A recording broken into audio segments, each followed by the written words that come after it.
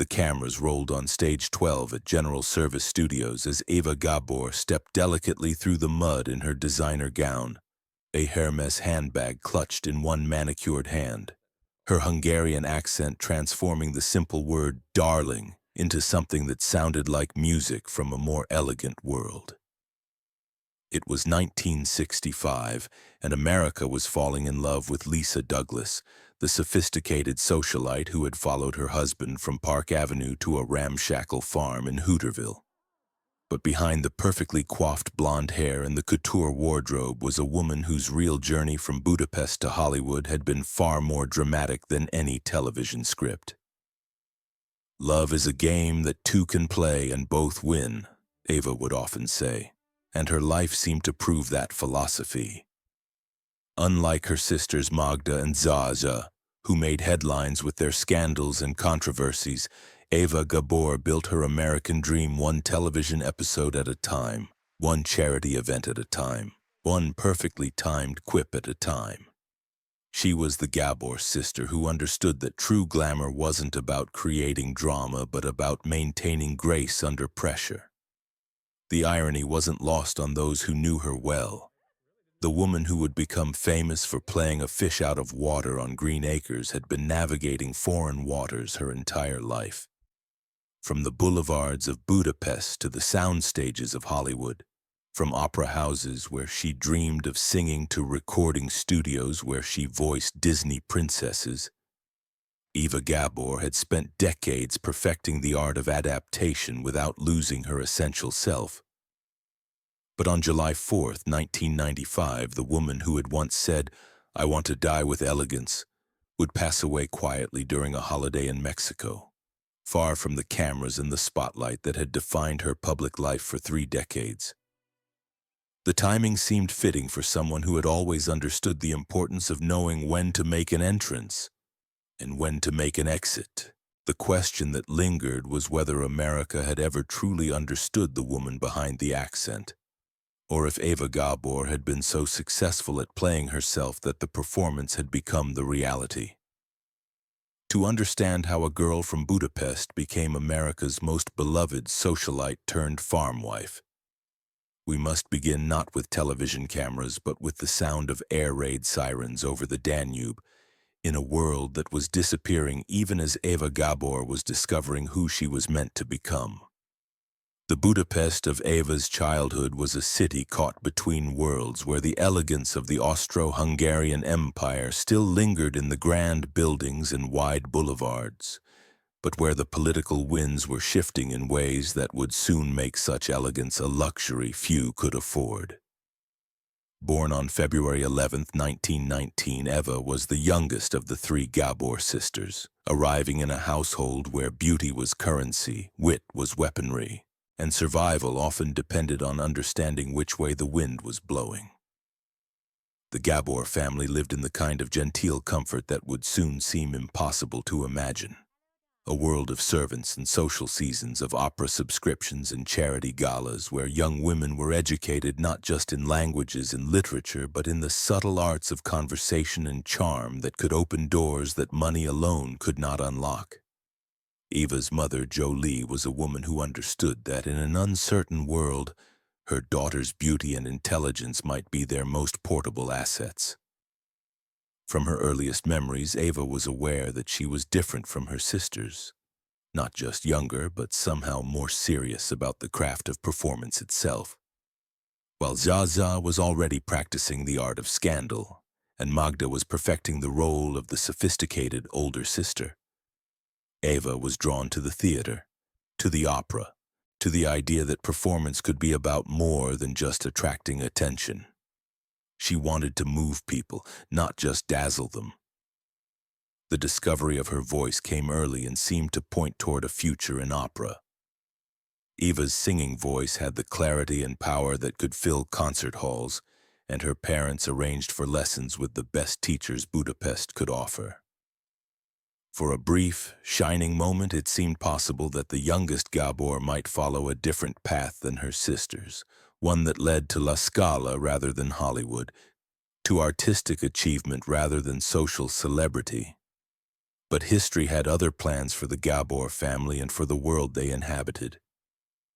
The rise of fascism in Europe was making life increasingly difficult for Jewish families, and the Gabors, despite their social connections and financial resources, were not immune to the changes sweeping across the continent. The elegant world of Eva's childhood was disappearing, and with it, the luxury of choosing between artistic ambition and practical survival. The decision to leave Budapest was not made lightly, but it was made with the kind of clear-eyed pragmatism that would characterize Eva's approach to life's major decisions. Unlike some refugees who left with nothing but hope, the Gabor family managed to preserve some of their resources and connections, but they were still refugees, still people whose entire world had been upended by forces beyond their control. America in the 1940s was a country transformed by war but also energized by it, a place where European refugees could sometimes find opportunities that hadn't existed in their home countries. For Eva, the challenge was not just learning a new language and adapting to a new culture, but figuring out how to translate the skills and training she had received in one world into success in another. The accent that would later become her trademark was initially a source of anxiety. In a Hollywood that was increasingly dominated by American stars and American stories, foreign accents were often seen as liabilities rather than assets. Eva worked with dialect coaches and voice teachers not to eliminate her Hungarian accent but to modulate it, to make it charming rather than alienating, musical rather than incomprehensible. The early years in America were marked by the kind of small parts and minor roles that taught Eva the business of show business, not just how to act, but how to network, how to present herself, how to build the kind of professional relationships that could sustain a career over decades. She learned that talent alone was never enough, that success in Hollywood required understanding the complex social dynamics that determined who got opportunities and who didn't. Unlike her sisters, who seemed to attract attention effortlessly and sometimes chaotically, Eva approached her career with methodical determination. She studied other successful actresses, not just their performances, but their career choices, their public personas, their relationships with the press and with the industry power brokers who made crucial decisions about casting and promotion. The breakthrough that would define Eva Gabor's American career came not through the opera houses where she had once dreamed of performing, but through the relatively new medium of television. The small screen was hungry for personalities who could carry episodic series, and Eva's combination of sophistication and accessibility made her perfect for the kinds of roles that were being written for the emerging suburban audience that television was trying to reach.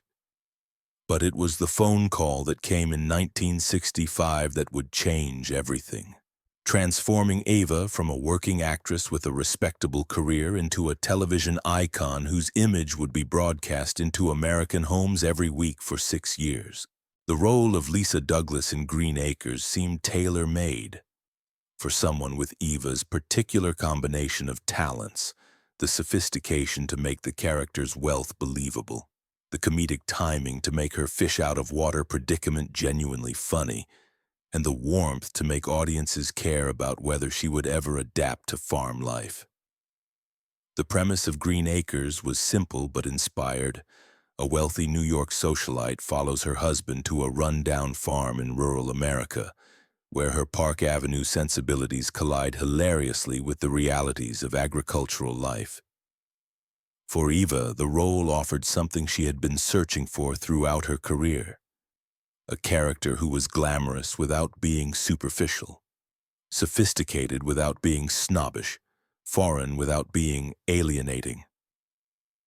The first day of filming established the visual language that would define the show and Eva's place in television history. The image of Lisa Douglas stepping carefully through barnyard mud in a couture gown, her blonde hair perfectly styled despite the rural chaos around her, captured something essential about the American immigrant experience, the determination to maintain dignity and identity, even when circumstances demanded adaptation. But the genius of Eva's performance was that she never played Lisa as a victim of her circumstances or as a woman diminished by her new environment. Instead, she created a character who brought her own kind of logic and grace to every situation, who transformed the farm not by abandoning her sophistication, but by finding ways to apply it to rural problems.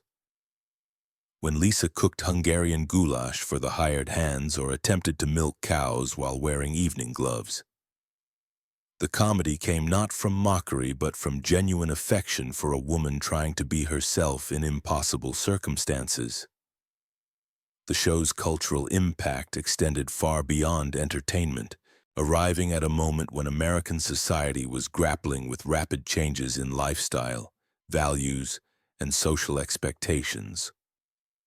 The premise of wealthy urbanites abandoning city life for rural simplicity resonated with audiences who were themselves questioning the assumptions of post-war prosperity and suburban conformity. Lisa Douglas became an unlikely symbol of the possibility of reinvention, proof that people could change their circumstances without losing their essential identity. But the success of Green Acres also created unexpected challenges for Eva personally. The character of Lisa Douglas was so perfectly suited to her particular combination of talents that audiences began to conflate the performer with the role in ways that could be both flattering and limiting. Eva discovered that playing an iconic character could be a double-edged sword. It provided financial security and professional recognition, but it also created expectations that could be difficult to escape when seeking other kinds of roles. The fan mail that arrived during the show's peak years revealed the deep emotional connection that audiences had formed with Lisa Douglas and, by extension, with Eva herself. Letters came from immigrant families who saw in Lisa's adaptation to farm life a reflection of their own struggles to adapt to American culture. Farm families wrote to express their appreciation for a show that portrayed rural life with affection rather than condescension. Women of all backgrounds found in Lisa a character who maintained her femininity and sophistication while proving herself capable of handling any challenge.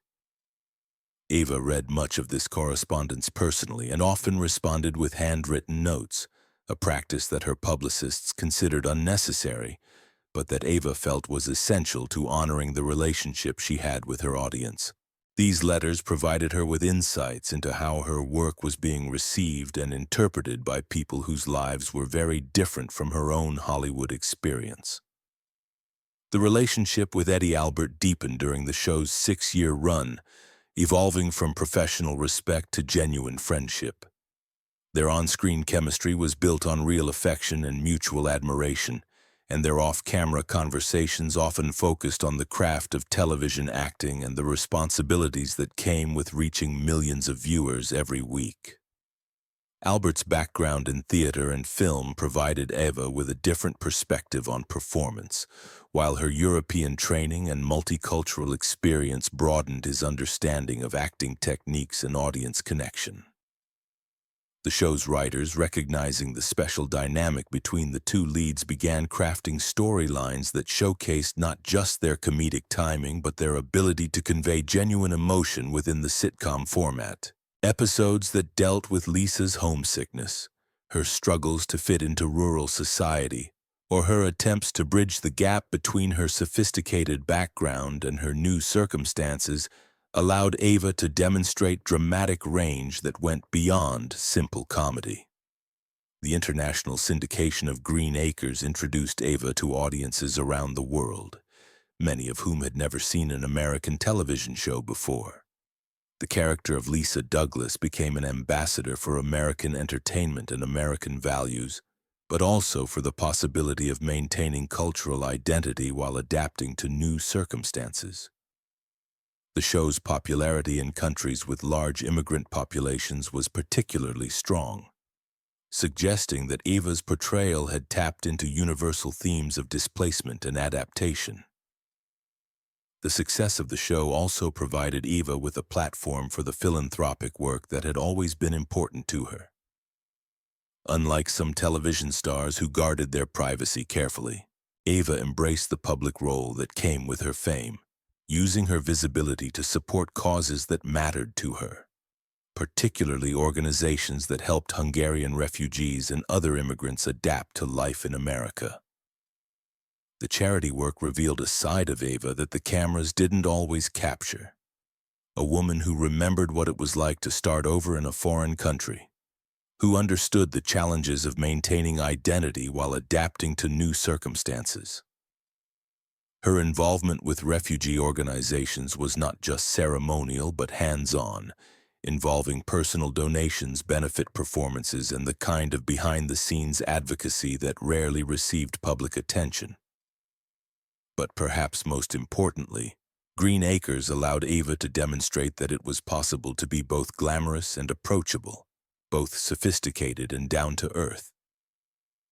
In an era when television was often criticized for promoting conformity and suburban blandness, Lisa Douglas was a character who celebrated difference while finding common ground with people whose backgrounds and values seemed completely alien to her own. The show's end in 1971 marked the conclusion of the most successful period of Eva's career, but it also presented her with the challenge that faces all television stars when their signature role comes to an end: how to avoid being typecast while building on the success that had made them famous. For Eva, the answer came through diversification: voice work, guest appearances, business ventures, and continued involvement in charitable causes. The Disney voice work that began in the 1970s revealed yet another dimension of Eva's talent and introduced her to entirely new audiences. Her performance as Duchess in the Aristocats and Miss Bianca in the Rescuers films showed that her vocal skills, originally trained for opera, could bring warmth and personality to animated characters. The Disney films would outlast most of her live-action work, ensuring that new generations of children would grow up hearing Eva Gabor's voice even if they never saw her face. The voice work also represented a kind of artistic return to Eva's original ambitions. While she might never perform at La Scala, she was still using her voice to move audiences, still finding ways to bring characters to life through the power of performance. The Disney films were family entertainment rather than high art, but they were also works of craftsmanship that would endure long after more prestigious projects had been forgotten. The business ventures that Eva pursued during her later career showed the same combination of sophistication and practicality that had characterized her approach to acting. She invested in fashion companies, lent her name to beauty products, and became involved in real estate ventures that reflected her understanding of what affluent women wanted from luxury goods and services. But perhaps most tellingly, Eva never seemed to lose her enthusiasm for the work itself. Even decades after Green Acres had ended, she continued to take guest roles on television shows, continued to make public appearances, continued to engage with fans who remembered her most famous character with genuine affection. She understood that television success created a kind of ongoing relationship with audiences, and she honored that relationship by remaining visible and accessible. The personal life that Eva maintained away from the cameras was both more complicated and more conventional than the public might have expected. The 5 marriages that punctuated her adult life were fodder for gossip columnists. But friends and family members described relationships that were generally amicable even when they ended in divorce. Eva approached marriage the way she approached her career, with optimism, intelligence, and a willingness to adapt when circumstances changed. "Marriage is too interesting an experiment to be tried only once," she once observed. And the comment revealed both her sense of humor about her romantic history and her fundamental belief in the possibility of love and companionship. Unlike some celebrities who seem to marry for publicity or convenience, Eva appeared to enter each relationship with genuine hope that it would provide the personal happiness that professional success couldn't guarantee.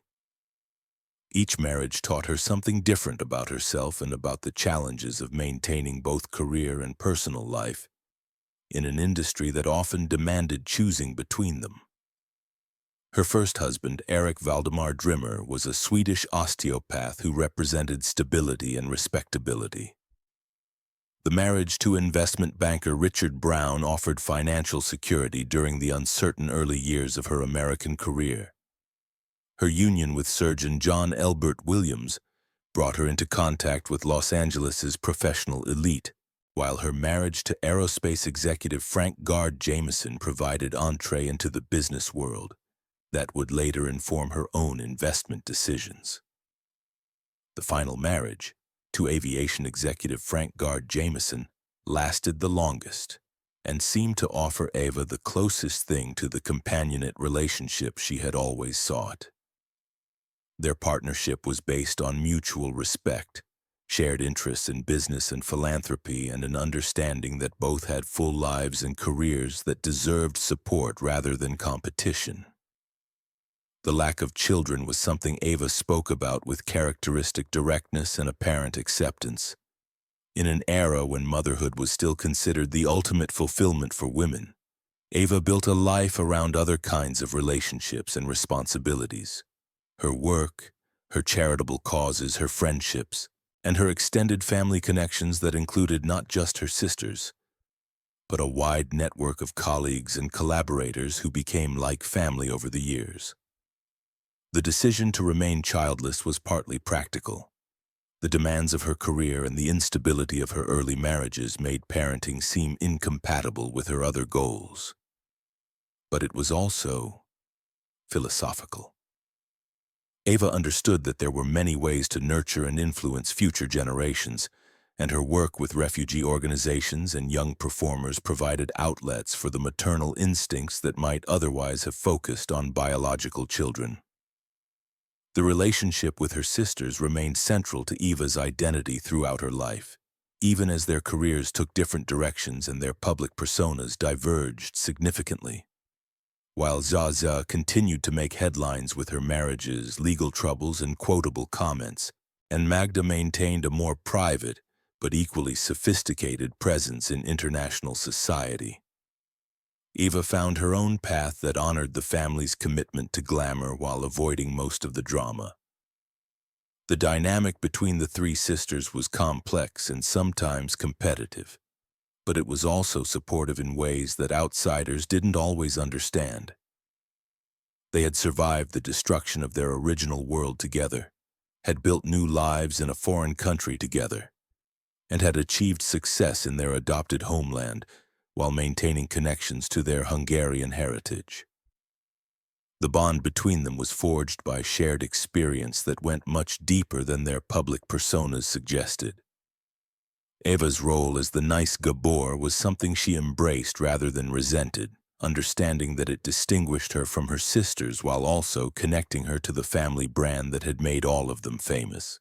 She was the Gabor sister that America felt comfortable inviting into their living rooms every week, the one who seemed least likely to create scandal or controversy, the one who represented the positive aspects of European sophistication without any of the threatening implications.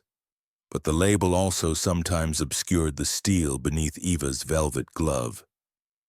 Building a sustained television career, managing business ventures, navigating the complexities of Hollywood politics. None of these achievements came easily or without conflict.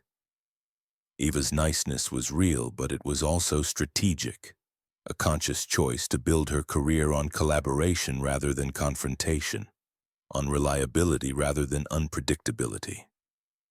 The 1980s and early 1990s brought Eva the kind of recognition that comes to performers who have not only achieved success, but who have also endured.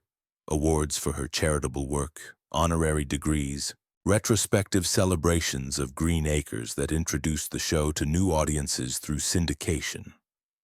The woman who had once worried about her foreign accent was now being celebrated as a distinctly American success story. The guest appearances on talk shows and variety programs during this period showed Eva at her most comfortable and confident. Decades of experience had taught her exactly how to present herself to best advantage, how to tell stories that entertained without revealing too much, how to promote current projects without seeming desperate for work, how to maintain the persona that audiences expected while allowing glimpses of the person behind the performance. The interviews from this period also revealed Eva's growing awareness of her own mortality and her desire to be remembered for more than just entertainment. She spoke more frequently about her charitable work, about her hopes for the Hungarian American community, about her belief that immigrants had special responsibilities to help others who were making similar journeys from old worlds to new ones. "I want to live as long as I can, but I don't want to be alive when I can't live," she said in one of her last major interviews, and the comment reflected the same clear-eyed pragmatism that had guided her major life decisions. Eva had no intention of becoming a burden to others or allowing illness to diminish the dignity she had worked so hard to maintain throughout her career. The end, when it came on July 4th, 1995, during a holiday trip to Mexico, was as graceful as Eva might have wished. There were no long battles with illness, no gradual diminishment of her faculties, no slow fade from public consciousness. Instead, there was a sudden absence that left friends, family, and fans with memories of a woman who had seemed vibrantly alive right up until the moment she wasn't. The timing seemed symbolically appropriate for someone who had built her American career around celebrating the promise of the American dream. Eva Gabor died on Independence Day, having achieved a kind of independence that would have seemed impossible to the young woman who had fled Budapest decades earlier. She had created her own version of success, had found ways to be both true to her origins and thoroughly American, had built a legacy that honored both sophistication and accessibility. The obituaries that appeared in newspapers around the world focused primarily on Green Acres and Eva's role in the Gabor family dynasty, but they also acknowledged her business acumen, her philanthropic work, and her role as a bridge between European elegance and American opportunity. The coverage was uniformly positive, reflecting the genuine affection that the public had felt for a woman who had never seemed to take herself too seriously, while also never seeming to compromise her standards. The funeral services in Los Angeles and the memorial events that followed brought together representatives from every phase of Eva's career. Television colleagues, business partners, charity board members, and representatives of the Hungarian American community that she had supported throughout her American years. The diversity of mourners reflected the breadth of a life that had encompassed multiple careers and multiple commitments while maintaining a consistent sense of personal style and values. But perhaps the most meaningful tributes came from ordinary people who wrote letters to newspapers and magazines, sharing their memories of watching Green Acres with their families, of meeting Eva at charity events, of being inspired by her example of how to maintain grace and humor in the face of life's inevitable challenges. These personal testimonials suggested that Eva had achieved something more valuable than celebrity. She had earned genuine affection from people who saw in her a reflection of their own hopes and struggles. The legacy that Eva Gabor left behind was more complex and more durable than the simple formula of her most famous television role might suggest. She had demonstrated that it was possible to be both an immigrant and thoroughly American, both sophisticated and approachable, both a successful businesswoman and a devoted philanthropist. Her life story offered proof that the American dream could work for people who brought their own cultures and values to the process of adaptation. The continued popularity of Green Acres in syndication and on cable television has introduced Eva's work to generations who were not yet born when the show originally aired. These new audiences discover in Lisa Douglas a character who seems both timelessly funny and surprisingly relevant.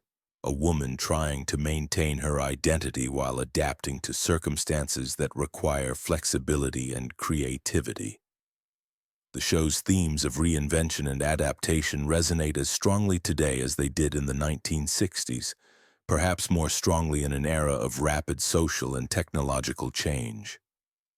The Disney voice work has achieved similar longevity, ensuring that Eva's vocal talents continue to delight children and families decades after her death. The animated characters she brought to life possess the same combination of sophistication and warmth that characterized her live-action performances, suggesting that these qualities were not just acting choices but fundamental aspects of her personality that came through regardless of the medium. The charitable work that Eva supported during her lifetime continues through foundations and organizations that she helped establish or sustain. Her contributions to Hungarian American causes and immigrant assistance programs created institutional legacies that outlast any individual performance or business venture. The people whose lives were changed by her generosity carry forward the practical impact of her success in ways that are less visible but perhaps more meaningful than entertainment achievements. But the most enduring aspect of Eva Gabor's legacy may be the example she provided of how to navigate the entertainment industry with integrity and intelligence.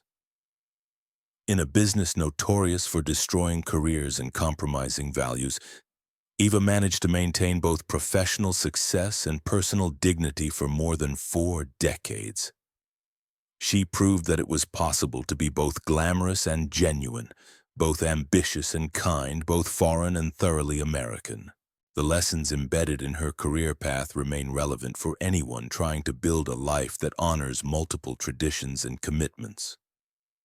Eva showed that adaptation didn't require abandoning one's origins, that success didn't require sacrificing one's values, and that glamour could coexist with substance if one was willing to work hard enough and smart enough to make that combination sustainable. Years later, people still remember that image of Lisa Douglas stepping gracefully through the mud in her evening gown, designer purse held delicately in one hand. It wasn't just a visual gag from a sitcom, it was the roadmap of Eva Gabor's entire life, bringing the elegance of a fading Europe into a growing America without dropping it along the way. The mud was circumstance, the posture was choice. Eva chose grace, on screen, in recording studios, at charity galas, through the migrations of her own journey. That's why when Americans say darling in a Hungarian accent, they smile. They're remembering an artist who taught them how to keep themselves intact through any circumstance. Eva Gabor's secret was never avoiding the mud. It was walking through it without losing the essential thing that made her who she was. She was the nice Gabor, and nice in her hands became an art form that transformed not just television comedy, but the very idea of what it meant to adapt without surrendering, to succeed without abandoning the grace that had carried her from Budapest to Hollywood and beyond. The voice that had once worried her became her signature. The accent that had seemed like a barrier became her bridge. The elegance that had seemed fragile proved unbreakable. In the end, Eva Gabor discovered that sometimes the most revolutionary act is simply refusing to let circumstances change who you fundamentally are, and teaching others through example that they don't have to either.